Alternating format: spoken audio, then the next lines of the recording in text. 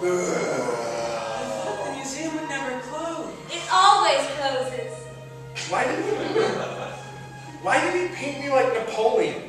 I'm like 8 feet taller than that guy.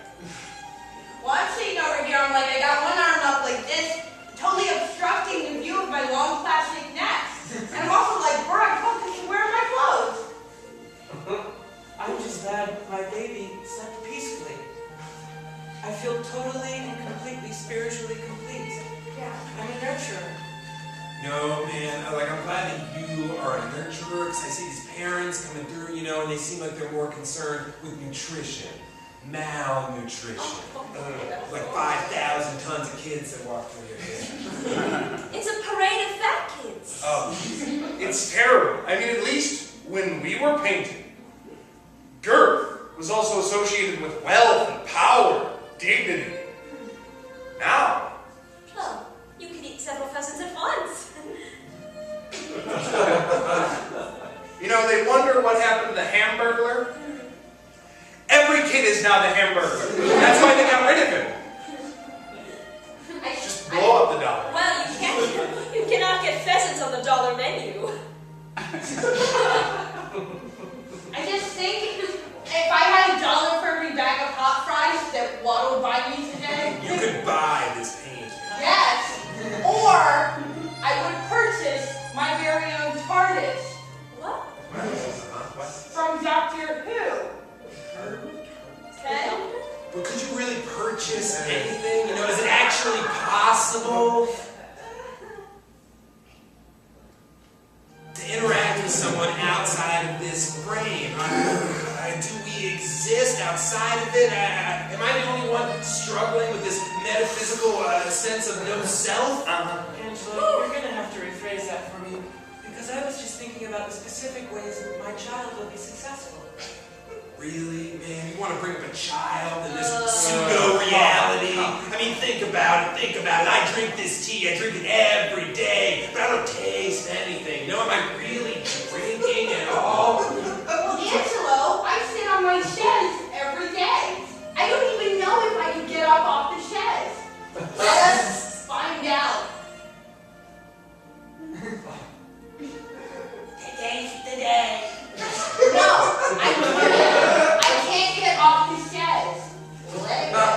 This is exactly what I'm talking about. Are we in a real reality here, or do we just exist in this weird, depraved world that's like the stark ravings of some brain in a jar somewhere? A brain in a jar. What is this, science? So what you're saying is, we don't have any frame of reference? You're my favorite. Have you been sitting on that for 200 years? Nope, I've been standing.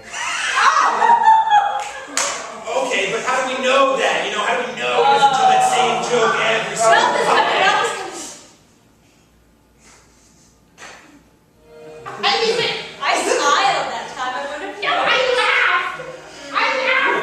And last time I didn't even put my arm up. All right. Okay, so is this just a subtle mistake, or did you notice that someone on that reality can actually validate you and your existence as a person? Well, I have to say, as a nurturer, I would give Angelo choices and make concrete observations. Like, for example, you're existentialist now, but 2 months ago you were very proto-communist.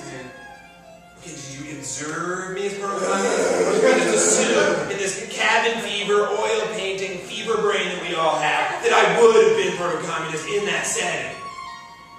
It's a question of context. All right. All I know is that I hope that Ralph, the security guard, finds a genie and wishes for me to be his bride. Genie. Well, speaking of wishing, every day when the museum opens, I think today will be the day when I won't be stuck in a painting.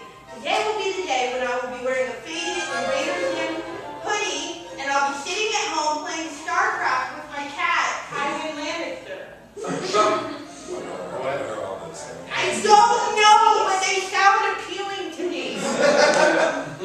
Look, all I can say is, my baby has no unmet needs. And also, I'm proud that everything that it's wearing is organically made and it has no chemical products and is completely hand-sewn.